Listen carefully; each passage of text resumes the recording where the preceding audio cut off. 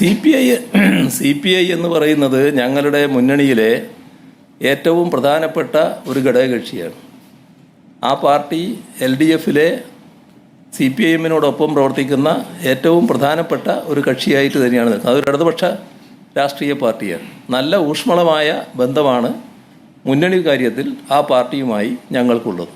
ഏതെങ്കിലും തരത്തിലുള്ള ഒരു വഞ്ചനയും ചതിയും കാണിക്കുന്നു എന്ന തോന്നൽ ഞങ്ങൾക്കാർക്കുമില്ല.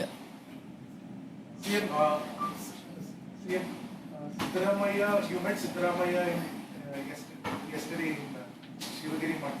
അപ്പോൾ പുതിലു അവിടെ ഇളങ്കേര് ഡിസ്ട്രക്ഷൻ നടന്നപ്പോൾ അവിടെ CPM പോയിരുന്നു, നേതാക്കൾ പോയിരുന്നു. When you able to speak to Siddaramaiah and raised your concerns with him directly, ഇതിനെക്കുറിച്ച് CM സിദ്ധരാമയ്യയോട് സംസാരിക്കാൻ പറ്റിയോ? എനിക്ക് ഇന്നലത്തെ ദിവസം ഒരു വല്ലാത്ത ദിവസമായിരുന്നു. അതായത് അവിടെ ശിവഗിരി തീർത്ഥാടനം അതിൻ്റെ ഭാഗമായിട്ടുള്ള പരിപാടി ഉദ്ഘാടനം ചെയ്യണം. അത് രാവിലെ ഞാൻ എത്തി. ഞാൻ പ്രതീക്ഷിച്ചത് അദ്ദേഹവും നേരത്തെ എത്തുമെന്നായിരുന്നു. പക്ഷേ ഞാൻ അവിടെ പരിപാടിക്ക് എത്തുന്നത് വരെ അദ്ദേഹം എത്തിയില്ല. പരിപാടി ആരംഭിച്ചതിന് ശേഷമാണ് അദ്ദേഹം വരുന്നത്. സ്വാഗത പ്രസംഗം നടന്നുകൊണ്ടിരിക്കുമ്പോഴാണ് അദ്ദേഹം വരുന്നത്.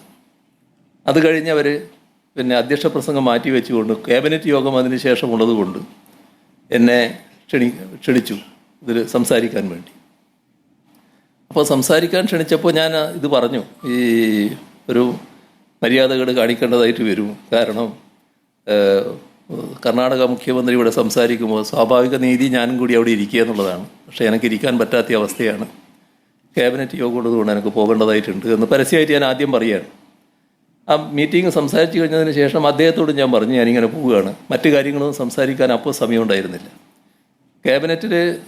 നേരെ ക്യാബിനറ്റിലേക്ക് പോകലായിരുന്നു ഉദ്ദേശിച്ചത്. പക്ഷേ നമുക്കെല്ലാം അറിയാവുന്നതുപോലെ മോഹൻലാലിൻ്റെ അമ്മ മരണപ്പെട്ട ഒരവസ്ഥയായതുകൊണ്ട് അവരെ ഒന്ന് കാണാമെന്ന് വെച്ച് നേരെ അവിടെ പോയി അവരെയും കണ്ട് ക്യാബിനറ്റിൽ പോയി.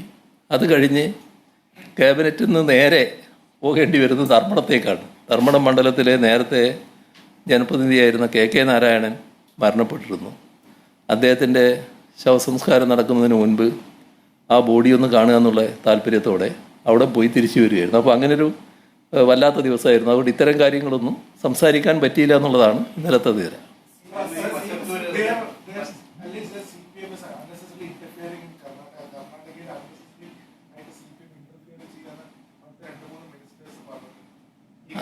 അതെ, അത് എൻ്റെ ശ്രദ്ധയിലും പെട്ട കാര്യമാണ്. നിങ്ങളെല്ലാവരുടെയും ശ്രദ്ധയിൽപ്പെട്ട കാര്യമാണല്ലോ. പക്ഷേ അതിൽ നമ്മൾ കാണേണ്ടത് ഇപ്പോൾ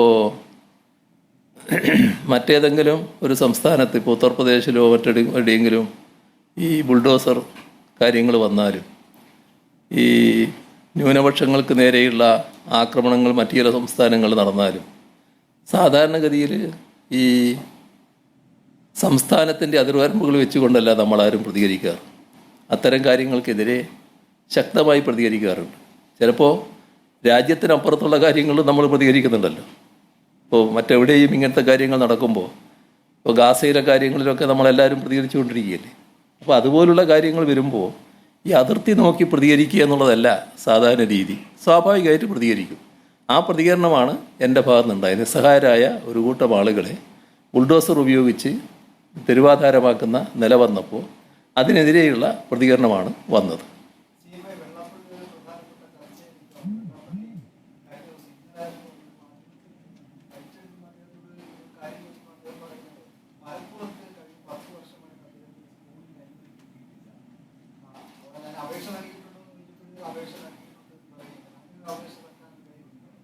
എനിക്കതിനെപ്പറ്റി ഇപ്പോൾ പറയാൻ കഴിയില്ല. അത് കൃത്യമായി എന്താണെന്ന് നോക്കിയല്ലേ പറയാൻ പറ്റൂ. അത് ഏതാണ് അപേക്ഷ എന്നൊക്കെയുള്ള കാര്യങ്ങൾ നോക്കിയേ പറയാൻ പറ്റൂ.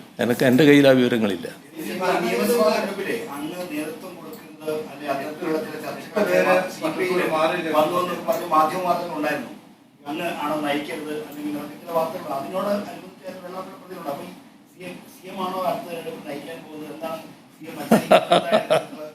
അത് പലരും ആലോചിക്കുന്നൊരു കാര്യമായിരിക്കും. പക്ഷേ ഞങ്ങൾ ഇതേവരെ ആലോചിച്ചിട്ടില്ല. നിങ്ങൾക്ക് എല്ലാവർക്കും അറിയാം, ഞങ്ങളെ കാര്യം ഞങ്ങൾ പൊതുവിൽ ആലോചിച്ച് തീരുമാനിക്കുന്നതാണ്. വ്യക്തിപരമായി ഞാൻ തീരുമാനിക്കുന്നതല്ല, പൊതുവെ പാർട്ടി എന്ന നിലക്ക് ആലോചിച്ച് തീരുമാനിക്കുന്നൊരു കാര്യമായിരിക്കും അത്.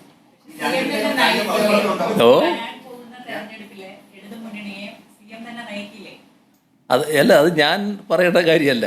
അത് ആ വ്യക്തത വരുത്തേണ്ടത് പിന്നീട് അതിൻ്റെ ഘട്ടത്തിൽ ഉചിതമായ സമയത്ത് വ്യക്തത പാർട്ടി വരുത്തിക്കോളും. അത് ഞാനാണോ അല്ലയോ എന്നുള്ള പ്രശ്നത്തിലേക്ക് നമ്മളിപ്പോൾ കടക്കേണ്ടതില്ല. ഞങ്ങളൊരു പൊതുരീതി ഞാൻ പറഞ്ഞു. പൊതുവേ ഞങ്ങൾ അത് പിന്നീട് ചർച്ച ചെയ്ത് തീരുമാനിക്കുകയാണ് ചെയ്യുക. അതാണ് അതിൻ്റെ പൊതുരീതി.